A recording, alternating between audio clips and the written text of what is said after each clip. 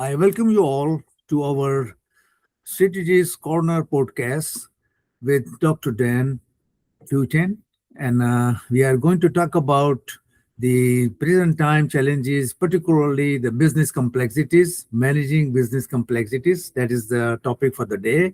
And we are going to capture the learnings, the experience, the views, and on top of all the wisdom of Dr. Dan, how he feels that things should be, how he has been successfully managing these areas, and what he feels should be taken care of for the upcoming challenges.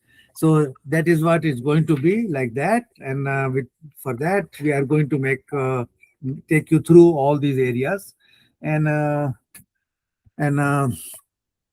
the startup is what is PM Strategic Corner essentially stands for.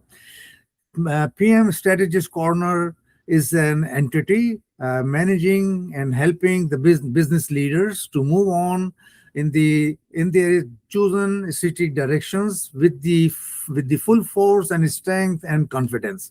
And for that, they need to learn how and what needs to be taken care of, what needs to be dealt with, and how best to overcome the challenges which are now the part of the life. Because in the present time, the volatility is not only an immediate challenge, is the environment. So in that environment, you have to be prepared for that, and for that preparation, this endeavor is going to help you out. So PM Strategist Corner is the entity which is helping out the business leaders to manage all that area and to go along with that and to learn from the guest views and wisdom. And my name is Muhammad Aslam Mirza. Assalamu alaikum. I have very extensive exposure to business management and particularly construction management because I have been a construction engineer with the start of my career, and I have very extensively worked in Asia, Middle East, and in America.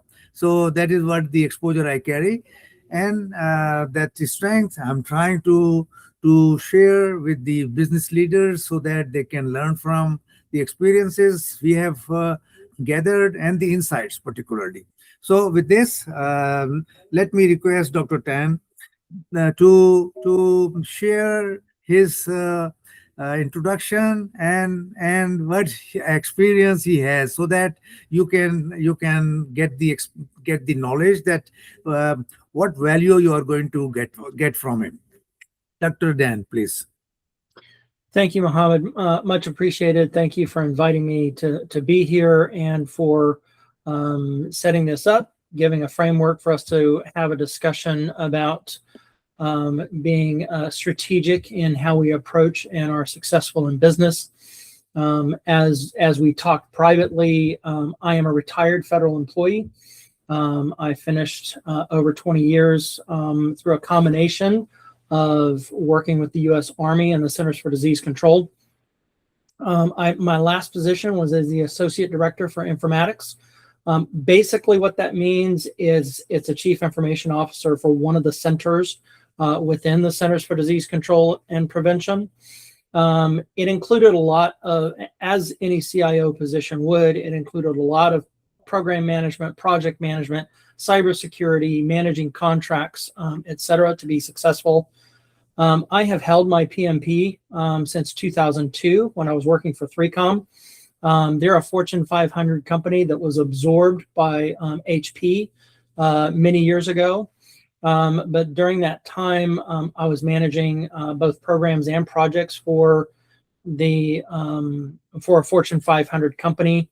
My career has included small companies, medium companies. I worked for Georgia Department of Revenue, so I got some state government work as well as my work for Centers for Disease Control. And I've taken all of that experience over time, and I am now a sole proprietor of my own consulting company. I work for organizations that are attempting to do work for the Department of War, with its official new name. And my goal there is to help them through either strategic planning, contract management, making sure their cybersecurity is taken care of. Those are the main areas of focus that I do for the companies with which I consult. Great, great. Dr. Dan, you wanted to share something from your slides. I would request you to do that so that the prospective participants can learn more deeply and more clearly. Sure. Give me just a moment to bring my slides up. Yeah, sure. Take your time. And in this time, I will just be talking about to keep engaged the prospective participants so that they don't get bored, because learning area is something very important. So please, if you are ready, please go ahead. Yeah, and you see my slides now, I presume? Yeah, sure. I do see. So I mentioned in my brief introduction that there's kind of 4 areas that I consult with organizations. Number 1 right now is cybersecurity, primarily because Department of War has a major push on cybersecurity that is really intentional. They want to make sure that their entire supply chain is cybersecurity focused in some form to make sure that the DOW's information is protected, that anything that their contractors are working on is protected, etc. I help with government contracts, including talking through how contracts can be graded. I've been what is referred to as a contract officer technical representative. The contract officer is the legal representative of the government that is officially responsible for the contract, but they oftentimes need a technical representative that manages the scope of work, that manages the evaluation of whether a contract is successful or not. It also is, they manage the grading of the contracts or the contract proposals that come back in response to a RFP or an RFQ. And so with my more than 15 years of experience doing those grading of contracts and so forth, I have been successful in helping companies tune their responses to contract responses to make sure that they will take advantage of their differentiating factors or the ways in which they might stand out as part of the grading process. With my long history in program management, I can also help companies in that way.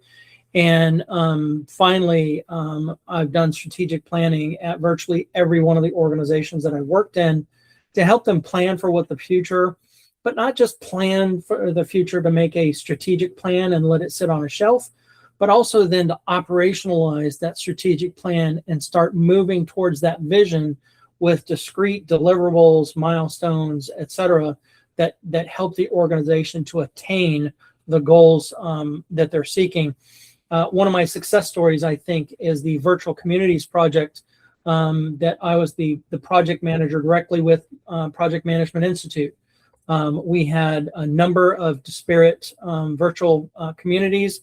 We had colleges, we had specific interest groups, we had other entities that were all virtual in nature. And PMI asked us to bring together all of these CEOs and presidents and boards of these organizations and come up with a model that would work going forward. And we did that community transformation project, which has been a success. And PMI has continued to move forward with its virtual communities in other ways. So anyway, that's the major things that my company focuses on. Let's turn back to your slides, Mohammed. And then when we get into the managing business complexities, I'll come back to a slide in my deck. Sure. That's great. So let's go to the advancements on the business complexities, managing business complexities. So if you want to move to that slide, let's have that look. So that, okay, this slide essentially highlights the areas of the business complexities spelled out in 4 major areas: external, internal, operational, and strategic.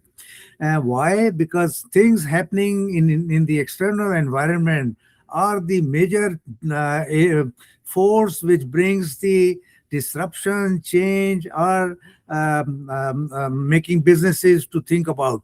And in that things brings the pressure on the internal areas where the organizations are required to manage their internal setup, preparing for the satisfaction and moving in the market for the satisfaction of the stakeholders, and that requires to manage their operational advancements, and all this needs to be managed together through strategic advancements, strategic planning. So in these areas I will request Dr. Dan to please share his views, his experience, and his what he feels that he has been successfully been managing in advancement in the present time, and especially after the COVID-19.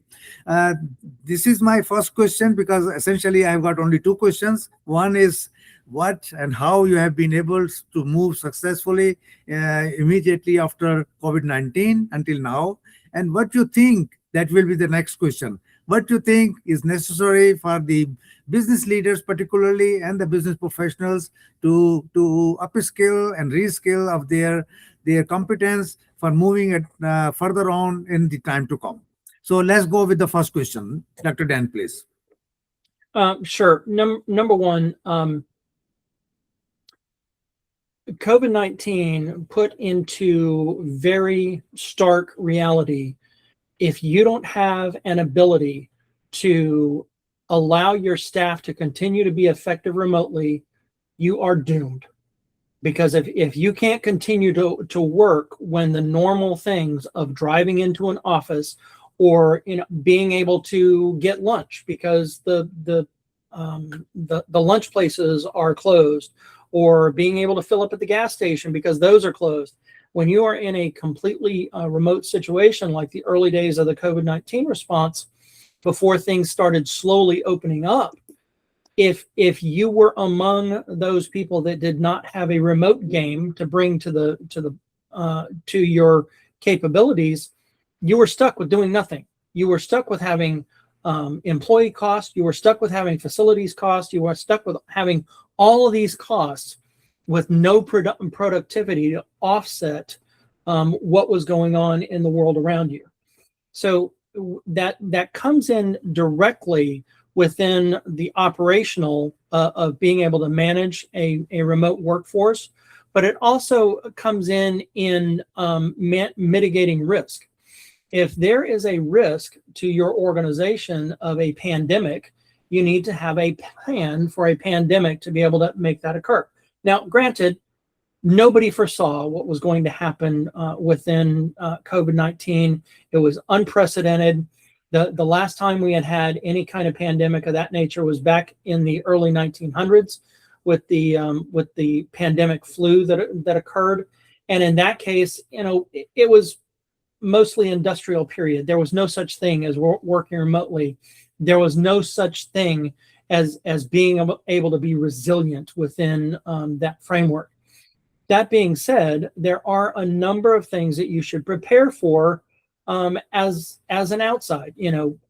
Most of my career has been in technology, and we always set up a business continuity plan for, if something happens, if our building is set on fire and we have no ability to go into our building, what do we do? Where is our data stored? Is it all in the building, or do we have a backup offsite? Is everything in the cloud so that we don't even have to worry about what happens in the building? Is there something that might catastrophically happen and hurt our ability to do business for everybody on the East Coast? Well, we have a backup data center out on the West Coast. So we do things in technology to make sure that we are resilient to risks that have a potential to happen. And even if it wasn't on our radar pre-COVID-19, you need to make sure that your risk mitigation strategies and management plans take into account the possibility of a pandemic. As fast as we have air travel, as fast as we have leaky borders in some areas of the world, all of these things contribute to things being able to move. And I got to tell you, having worked at the Centers for Disease Control during the Ebola issues that were going on back in 2014 and 15. It wasn't a pandemic like COVID-19 was, but still it had very real concerns. And none of these microorganisms or viruses or bacterial, doesn't matter. They do not recognize national borders. They could care less whether they start off in Canada or the US or start off in Congo or Uganda or start off in Thailand or Vietnam. It does not matter. They don't care what the geopolitical situation is. They want to cross a border, they're going to cross a border.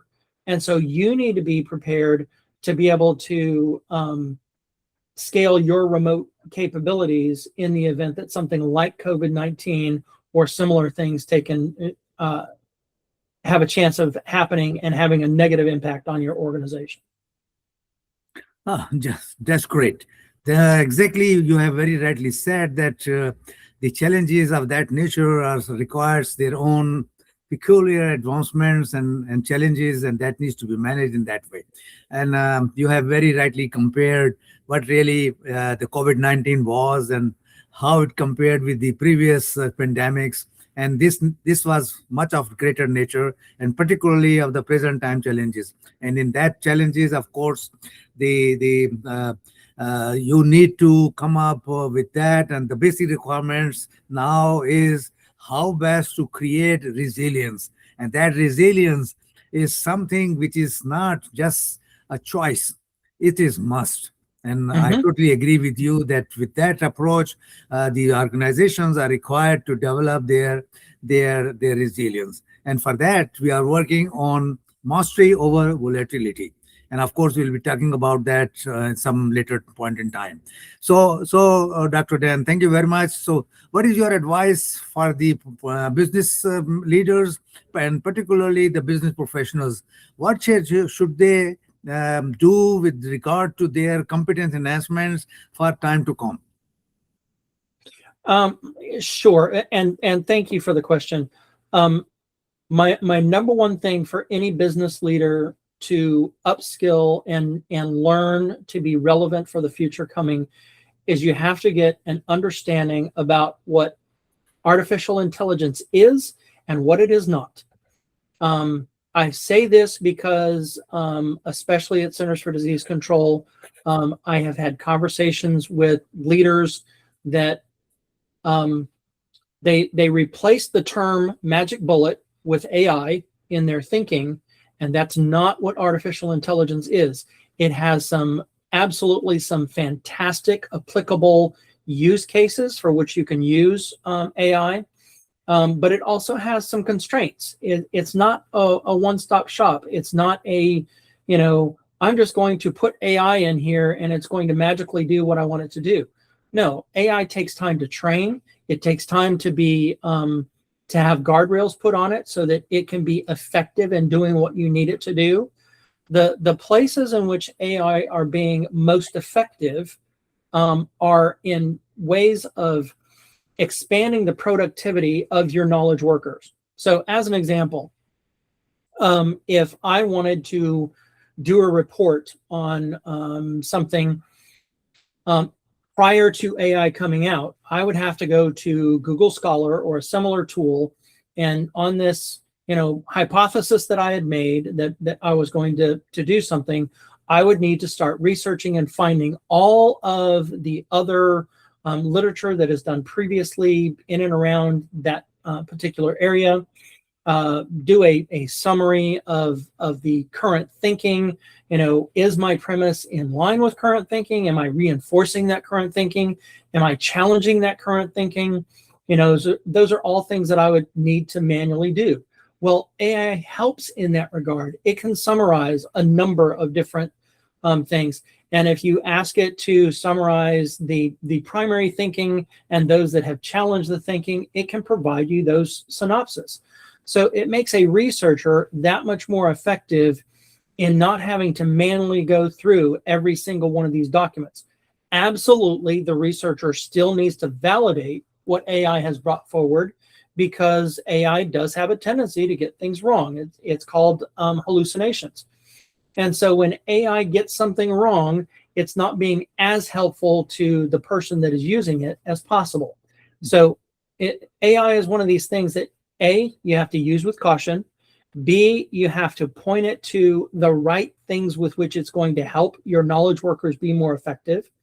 And then finally, you have to understand that it's not a magic bullet. However you decide to employ AI, it's going to take time.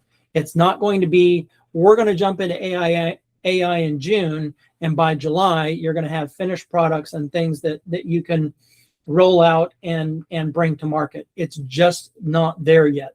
And frankly, we want to make sure that we control the usage of AI in our organizations anyway. We don't want things to get so far or so fast in front of us that we can't ensure that we're delivering quality to our customers and to our clients. So I'm going to stop there with those thoughts. And I think that's kind of the main thing you want to do is get a sufficient understanding with AI so that you can use it to its best advantage within your organization. Very right. And there I would agree with you that essentially it's not the AI which is bringing you the results. It's the human being behind it who is using it. And essentially it is only helping the competence and enhancing the competence of the person who is using it. And the understanding and the knowledge of the humans who is using it against counts. Because how best the productivity needs the competence of the humans who are using it counts, because that doesn't go away.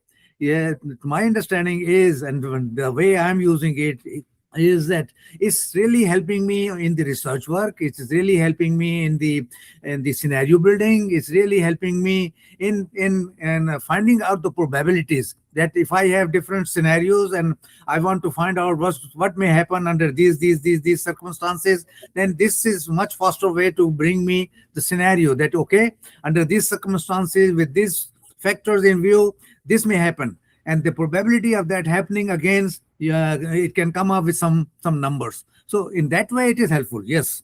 But again, the judgment remains with the human who is using it. Because if AI makes a mistake, then who is to be blamed? Is the person who is using it. So so you have to be careful. And that I totally agree with you, Dr. Nan, that you have very rightly pointed out that even you are making use of the AI, you have to be responsible enough to see that whatever outputs you are using are really relevant and for the benefits of the organization and in the general of the community. So that again, responsibility rests with the team and with the person who is using it. Very right. Very right. Okay, I think that's how the things stands all through. And this area is, I suppose, has all well covered in advancements for the businesses. You have already talked about strategic advancements. I would request you to elaborate, if you feel necessary, with the help of the AI, how best to make use of the AI for strategic advancements. Dr. Denton. Yeah, so I want to cover a couple of things that are on the slide here because they're interrelated in order to answer your question.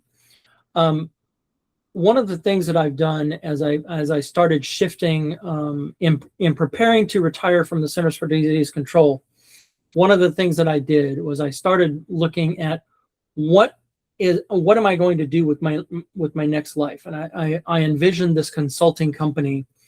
And in order to do that, I would need some strategic partnerships with which to work in order to do what I needed to do. I also foresaw that some AI stuff was coming, and I didn't want to use generic AI. I wanted to find some strategic partnerships of people that were using AI to help deliver in areas that I wanted to make a difference. And I bring that up because if you start with the end in mind, back to our Stephen Covey training way back when for leadership, starting with the end in mind, I know that in order to be as successful as I can be as a sole owner of an organization, I need to have what I refer to as force enablers. I can't do it all. I need things that take advantage of my skills that I can bring to the table, but I need to eliminate another term that I'm not sure if I coined or I heard it somewhere, but I refer to it as administrivia.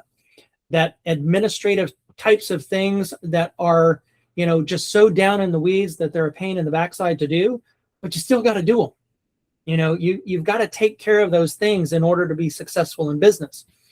So when I started looking at building my own consulting company, I also started looking at what AI tools or AI companies can I bring to bear that will help eliminate some of the administrivia and allow me to be that much more successful in delivering value to my clients.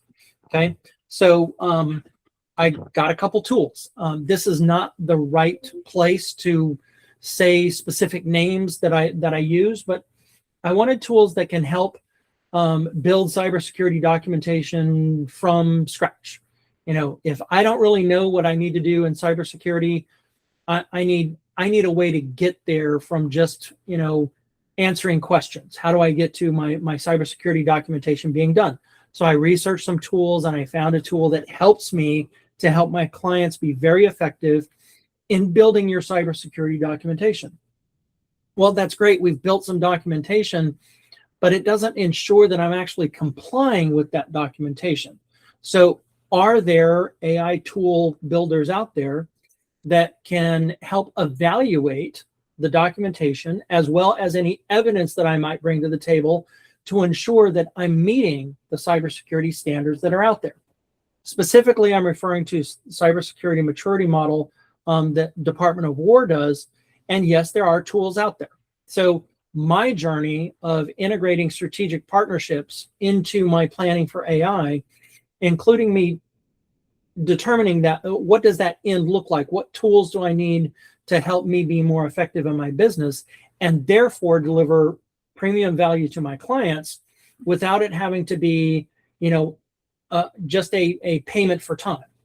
So if I'm more effective in delivering value to my clients, I don't have to bill for every single hour that I would have to consume to write the documents from scratch, because I've got an AI tool that's helping me do that. So they get a benefit by not having to pay for so many hours for the documents to be developed. I get a benefit because I don't have to spend so much time with each client. I can work with more clients, and therefore everybody and the tool gets a benefit by being used in me servicing my clients. So it's kind of the entire ecosystem around that particular tool ends up getting a business, me, my client, and the tool manufacturer. So that's how you want to align your strategic planning and thinking and what tools you adopt or what use cases you allow the AI to integrate with to help you move your business that much further down the road. Fair enough answer to your question, Mohammed? Well, I believe so. Yes, you have covered most of the part, and definitely, I mean, this is the area where, of course, as much we talk about will be still less, because it's such a vast area that you may not be able to satisfy each and every expectation and each and every mind's thinking. So naturally, you have very extensively covered the most of it. Thank you very much for that. So let's move on. And I must admit the bad part of online meeting, that I'm taking tea and I have not been able to offer you tea from my side. But the beauty of it is that we have the opportunity to enjoy our own comfort and enjoy whatever we like to on our own end. So that's the beauty. And the worst I have already said about it. So yeah. Okay, so let's move to the next area. And I believe you have something to share with the prospective participants on your next slide. Please do that. Yeah, I want to cover a couple of more things on this slide before we move on. Okay, please go ahead. I mentioned early on that I'm a sole proprietor for my organization. So the framework that you set up is nicely applicable to small businesses, and it's applicable to large businesses. However, as a small business, I have to pick and choose those areas that I want to work on. And I'm primarily in this right-hand side right now with taking into consider these three areas. Okay, because my business focuses so heavily on helping Department of War, those people wanting to do business with Department of War organizations, I need to stay on top of this regulatory and technology changes and cybersecurity on a regular basis. So I'm constantly attending webinars. I'm constantly, participating in town hall meetings. I'm participating in things that are relevant to this area of work that I'm working on. Now, the regulatory landscape is not just cybersecurity. For those of you who don't know, the federal acquisition regulations are currently in a revision state. So anything around government contracting, not just Department of War, but government as a whole, is in the process of being changed. So I'm also having to stay in link with those things that might be relevant to my potential clients. So then if I'm doing all of this on a daily basis and I'm staying aware of this, why am I worried about talent acquisition and retention? Well, there comes a point where I can no longer do it all. And so I've already been through my building strategic partnerships. I've already been building the ability to pull into my small organization other companies with which I can subcontract work. So I can bring in assessors for the CMMC. I can bring in other people to assist me in contract evaluations that have been contract officers in the past. I can build in strategic planning personnel that if you have a need in strategic planning in, as an example, in manufacturing where I don't have a background, I have strategic partners that I can bring in as a sub to me, or they do directly the contract with your organization to make sure that they do that. And by building this talent acquisition either directly for my organization as 1099 contractors or through partnerships where I might subcontract out to another organization, I stay in place where I can take advantage of opportunities that may come along that I cannot service myself. So we want to keep those kind of things in mind. It's kind of it's the positive side of risk management called opportunities. If there are possibilities of opportunities that are going to come along, you need to take the time to figure out what you need in place to be able to take advantage of those opportunities. So can you rapidly add staff? Can you rapidly subcontract to someone else to be able to get that opportunity serviced? Can you, just bring in a strategic partner, and while you may not get the income yourself, you've helped that strategic partner to have more business in their bucket, and it kind of becomes this bi-directional mutual benefit where you benefit from having set up that organization. And as a whole, you end up with a more resilient company because it's not just about managing negative things that can happen. It's about managing positive things that can happen and being ready to seize the day when those come around. Very right. Very right. And on top of all that, value addition. Because when you are involving the experts, as a matter of fact, you are not only creating the resilience, you are adding to it with the value, because you are bringing up better production, better outcomes, and better results to the client. Very right. Very right. Okay. Yes. So my last slide, I'm going to put up very shortly for a little bit so that it's part of the thing. Okay. I've got a website. I've got an email address. You can call me directly, and there's my LinkedIn information.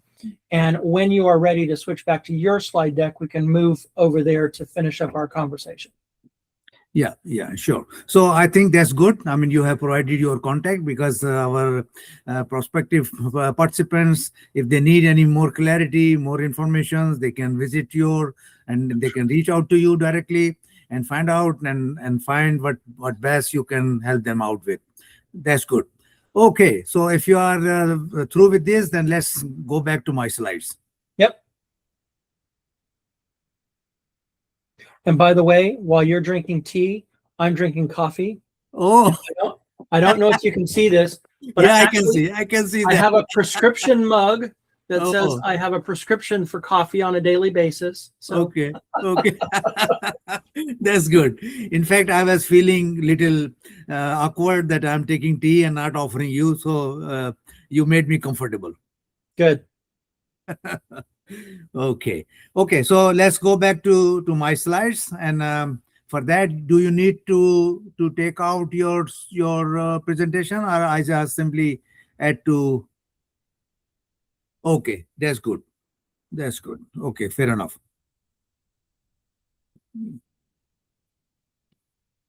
Righto. So I think these are all the areas where we have already been through.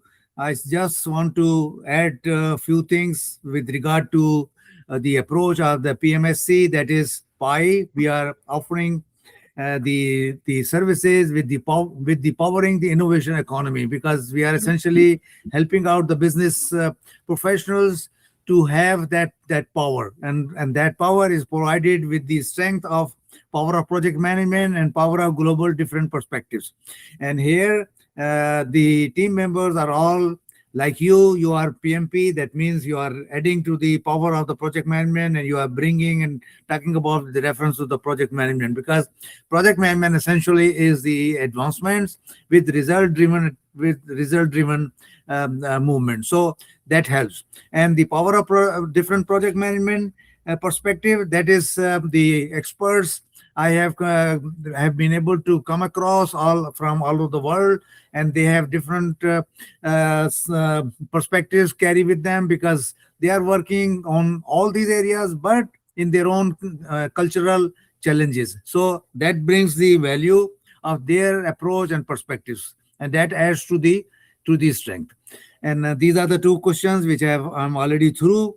And let me reach out to the final slide, and that is this one. Okay, so we have already gone through the two questions. Those are already very well satisfied by Dr. Dan, and he has been very extensively brought up his views and his wisdom. And thank you, Dr. Dan. Okay, finally, I will only say that PMSC at this moment is working on mastery over volatility. And that is the area where we are trying to help out the business and business professionals to develop the strength to deal with the present time challenges. And there, the executive blueprint essentially has got the three pillars, that is the resilience, building resilience, strategic shifting, and working beyond agility. So these three pillars are there, which helps business professionals to prepare themselves for the challenges of the present time and the time to coming, because the time in the businesses is not just that open, which is known to everyone, because uncertainty and disruption is taking so fast that you do not know what's going to happen tomorrow. And this is not going to be for short time. This is how the environment has been built up. So that is what is going on, and that needs to be kept in view. So with this, thank you very much. And I really appreciate your time, and I really appreciate your learning experience. And I wish that you have learned, and if you have any question, please feel free to reach out. I have my website with the name of pmstrategistcorner.com, and if you have any question, any clarity you need, feel free to ask for that. And with that, thank you very much once again. Let me go back to Dr. Dan. If he has anything more to add to it, please, Dr. Dan. Thank you again, Muhammad, for inviting me and allowing me to share a few thoughts. Here's the bottom line, folks. None of us are in this by themselves. Reach out to resources around you, whether it's a user group on some website, whether it's coming to experts like Muhammad or myself, or others that are in the industry. Reach out to people around you. Don't think that you have to solve all of the complexities of business and being successful and being resilient on your own. There are people out there that will help you. Some for free, some for a fee, but you can always get to some help, and you don't have to try to survive this very volatile environment on your own. It's been my pleasure. Have a great day. Thank you very much. That's the advice which really very valid in the present time, and people must realize, because sometimes saving few dollars puts you in a situation which brings you to spend thousands and thousands of dollars to gain that position. So that needs to be understood. And for that, thank you very much. And Sure with thing. this, let me go to close it. And again, thank you very much.